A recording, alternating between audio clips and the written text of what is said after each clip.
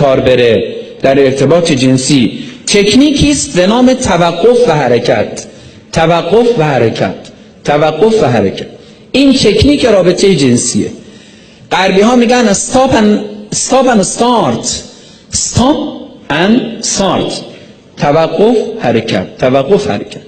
این تکنیک توقف و حرکت تو رابطه جنسی و غریزی سروران بزرگواران باید کاملا آرام باشه. این نباید شتاب زده، به ویژه آقایون چون میداندار این تکنیکن نباید عجله کنه، این خیلی باید آرام باشه و بعد آرام و دو طرفه. این نکته که خیلی از خانم ها نمیدونن متاسفانه. بنده متاسفانه باید عرض بکنم اکثر غریب اتفاق خانم های ما در به کارگیری این تکنیک ضعیفن. یعنی این تکنیک stop and start، توقف حرکت، توقف حرکت از طرف مرده، یک طرفه است، این باید دو طرفه باشه.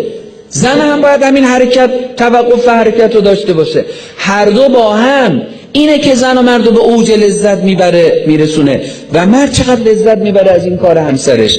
اما متاسفانه اکثر خانم های ما تو این قضیه منفعلانه عمل میکنن، منفعلن، یه جنازه بی حرکت، یه تیکه گوش افتاده. این مرده که داره مدیریت میکنه، غلطه. زن هم باید مدیریت کنه، باید از این تکنیک استفاده کنه.